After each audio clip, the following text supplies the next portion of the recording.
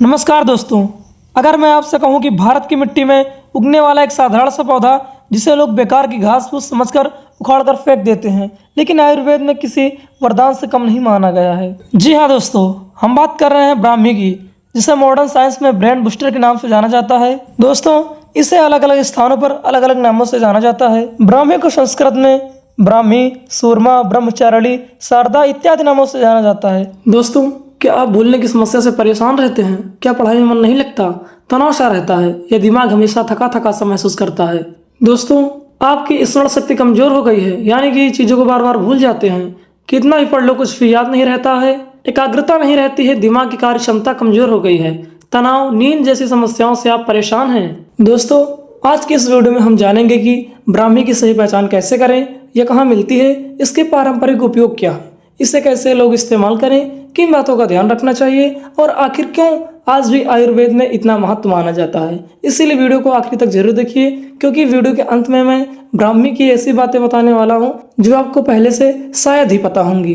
दोस्तों, ब्राह्मी आखिरकार क्या है? ब्राह्मी एक छोटी हरी और जमीन पर फैलकर बढ़ने वाली औषधीय जड़ी बूटी है, जिसका वैज्ञानिक नाम बकोपा मोनियारी है। आयुर्वेद में इसे मेध रसायन भी कहा गया है। इसका अर्थ है कि एक ऐसी औषधीय वनस्पति जिसके पारंपरिक रूप से मस्तिष्क और मानसिक कार्यों के समर्थन के लिए उपयोगी माना गया हो। दोस्तों, आज के समय विद्यार्थी, नौकरी करने वाले लोग और आयुर्वेद में रुचि रखने वाले बहुत से ब्राह्मी के बारे में जानकारी खोजते हैं, लेकिन इंटरनेट पर सही जानकारी के साथ कई भ्रम भी मौजूद हैं। इसीलिए इस वीडियो में हम सिर्फ वही बातें करेंगे जो आयुर्वेद में परंपरा और उपलब्ध वैज्ञानिक जानकारी के रूप में अनुरूप है। दोस्तों, अगर पहचान ही गलत हो जाए तो सबसे अच्छी जड़ी बूटी भी आपके लिए काम की नहीं रहेगी। इसीलिए सबसे पहले सीखिए कि असली ब्राह्मी की पहचान कैसे करें। दोस्तों, सबसे पहले उसके पत्तों को ध्यान से देखिए। ब्राह्मी के पत्ते मोटे, छोटे, मुलायम और हल्के गोल या चम्मच के आकार के होते हैं। इन्हें हाथ से दबाने पर इनमें पानी जैसा रस महसूस होता है। इसका तना बहुत ही पतला और नरम होता है, जो जमीन पर फैलता चला जाता है। जहाँ जहाँ तना मिट्टी को छूता है, वहीं से नई जड़ें निकल आती हैं और धीरे धीरे पूरा क्षेत्र हरा हो जाता है। बरसात के मौसम में इस छोटे छोटे सफेद या हल्के बैंगनी रंग के फूल भी दिखाई देते हैं। यही इसकी खास पहचान है। लेकिन ठहरिए, यही सबसे ज्यादा लोग गलती कर बैठते हैं। बाजार में कई बार दूसरे पौधों को भी ब्राह्मी कहकर बेच दिया जाता है। सबसे ज्यादा भ्रम मंडूक परली को लेकर होता है। मंडूक परली के पत्ते गोल और बड़े होते हैं, जबकि ब्राह्मी के पत्ते छोटे मोटे और रसीले होते हैं। इसीलिए केवल नाम सुनकर नहीं, बल्कि पौधे की पहचान देखकर ही भरोसा करें। दोस्तों, अब हम बात करते हैं ब्राह्मी कहाँ मिलती है। अगर आप गांव में रहते हैं तो हो सकता है यह पौधा आपके आसपास ही मौजूद हो। तालाब और पोखरों के किनारे, नहर के आसपास, धान के खेतों की मेड़ पर, गीली और नमी मिट्टी वाली जगहों पर, बरसात के मौसम में खुले खेतों में यह अक्सर देखने को मिलती है। जहाँ मिट्टी में नमी रहती है वहाँ ब्राह्मी अच्छी तरह फैलती है। दोस्तों, अब हम बात करते हैं क्या इसे घर में उगाया जा सकता है। जी हाँ, अगर आपके घर में गमला या छोटी क्यारी है तो उसमें भी ब्राह्मी आसानी से उगाई जा सकती है। इसे बहुत गहरी मिट्टी की जरूरत नहीं होती है, लेकिन मिट्टी में नमी बनी रहनी चाहिए। तेज धूप की बजाय हल्की धूप या आंशिक छाया में या बेहतर बढ़ती कुछ ही हफ्तों में इसकी छोटी छोटी टहनियां फैलने लगती हैं। दोस्तों, अब सवाल यह है कि लोग इसे छोटे से पौधे को इतना खास क्यों मानते हैं? आखिर आयुर्वेद में इसका नाम इतने सम्मान से क्यों लिया जाता है? क्या सिर्फ याददाश्त के लिए या इसके और पारंपरिक उपयोगों के लिए? दोस्तों, अब हम पहुंच गए हैं वीडियो के सबसे महत्वपूर्ण हिस्से पर। यही वह कारण है जिसकी वजह से सदियों से आयुर्वेद ब्राह्मी का सम्मान के साथ नाम लिया जाता है।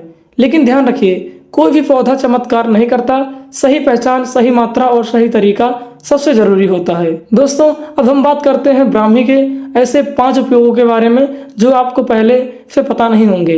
दोस्तों, पहला उपयोग, सबसे पहले बात करते हैं उस उपयोग की जिसके कारण ब्राह्मी सबसे ज्यादा प्रसिद्ध है। आयुर्वेद में इसे मेध रसायन कहा गया है। इसका मतलब है कि पारंपरिक रूप से इसे स्मरण शक्ति, एकाग्रता और मानसिक कार्यों के समर्थन के लिए उपयोगी माना गया है। इसी वजह से विद्यार्थी, प्रतियोगी परीक्षाओं की तैयारी करने वाले, लंबे समय तक मानसिक काम करने वाले लोग अक्सर ब्राह्मी के बारे में जानकारी खोजते हैं और इसका उपयोग करते हैं। दोस्तों, अब हम बात करते हैं इसके दूसरे और बड़े ही गुणकारी उपयोग के बारे में। आजकल काम का दबाव, पढ़ाई और भाग दौड़ के कारण कई लोगों को मानसिक तनाव महसूस होता है। आयुर्वेद में ब्राह्मी का उपयोग मन को शांत रखने के उद्देश्य से भी किया जाता है। कुछ आधुनिक शोधों में इसके संभावित प्रभावों का अध्ययन किया गया है, लेकिन अभी और शोध की आवश्यकता है। दोस्तों, अब हम बात करते हैं इसके तीसरे और बहुत ही उपयोगी उपाय के बारे में। अगर तनाव या मानसिक थकान के कारण नींद ठीक से नहीं आई, आयुर्वेदिक परंपरा में ब्राह्मी को शांतिदायक गुणों वाला माना गया है। इसी कारण कुछ लोग इसे अपनी दिनचर्या में भी शामिल करते हैं। इसका चौथा और बहुत बेहतरीन उपाय, जो लोग घंटों तक पढ़ाई करते हैं, मोबाइल या कंप्यूटर पर काम करते हैं या लगातार दिमागी मेहनत करते हैं, उनके लिए भी ब्राह्मी का पारंपरिक उपयोग बताया गया है।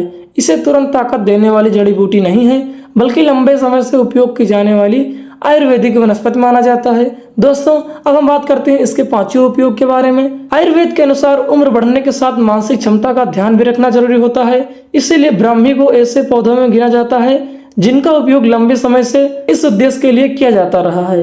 दोस्तों, अगर आपने कभी आयुर्वेदिक सिरप, घृत, चूर्ण या तेल के बारे में सुना होगा, तो उनमें कई बार ब्राह्मी का नाम भी मिलता है। इससे पता चलता है कि आयुर्वेद में इसका उपयोग केवल एक रूप में नहीं, बल्कि कई प्रकार की दवाइयों में किया जाता है। दोस्तों, अब इसके हम बात करते हैं सातवें उपयोग के बारे में। कई ग्रामीण परिवारों में बड़े बुजुर्ग ब्राह्मी को एक उपयोगी औषधि पौधे के रूप में जानते हैं। हालांकि हर घर में इसका उपयोग एक जैसा नहीं होता है, लेकिन आयुर्वेद परंपरा में इसका उल्लेख लंबे समय से मिलता रहा है। लेकिन दोस्तों, सिर्फ ब्राह्मी के फायदे जान लेना ही काफी नहीं होता है। सबसे बड़ा सवाल यह है कि इसे इस्तेमाल कैसे किया जाए।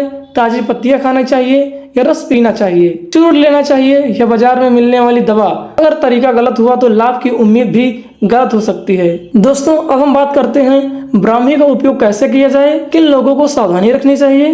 दोस्तों, अब तक आपने जान लिया है कि ब्राह्मी की सही पहचान क्या है और आयुर्वेद में इसका पारंपरिक महत्व क्यों माना जाता है। लेकिन अब सबसे बड़ा सवाल यह है कि तो इसका उपयोग कैसे किया जाता है। यही बात बहुत से कम लोग जानते हैं और इसके तरीके के बारे में कम जानते हैं। तो सबसे पहला प्रयोग है कि ताजी पत्तियों का उपयोग। गाँव में जहाँ ब्राह्मी आसानी से मिल जाती है, वहाँ कुछ लोग इसकी ताजी पत्तियों का पारंपरिक रूप से उपयोग करते हैं। लेकिन याद रखिए, केवल सही पहचान वाले पौधे का ही उपयोग किया जाना चाहिए। किसी भी अनजान पौधे को ब्राह्मी समझकर इस्तेमाल नहीं करना चाहिए। अब हम बात करते हैं ब्राह्मी के रस के बारे में। आयुर्वेद में ब्राह्मी के ताजे पौधे के रस को निकालकर भी उपयोग करने का बड़ा ही अच्छा वर्णन मिलता है। यही कारण है कि आज भी कई नई आयुर्वेदिक केंद्रों में ब्राह्मी का रस उपलब्ध होता है। अब हम बात करते हैं ब्राह्मी के चूर्ण की। अगर ताजा पौधा उपलब्ध न हो तो सूखी ब्राह्मी से बना चूर्ण भी उपयोग में लिया जाता है, लेकिन हमेशा भरोसेमंद स्रोत से ही खरीदें। आयुर्वेद में ब्राह्मी घृत और ब्राह्मी तेल का भी उल्लेख मिलता है। इनका उपयोग अलग अलग पारंपरिक उद्देश्यों के लिए किया जाता रहा है। दोस्तों, उम्मीद है कि आज की इस वीडियो से आपको ब्राह्मी के बारे में कई नई और उपयोगी बातें जानने को मिली होंगी।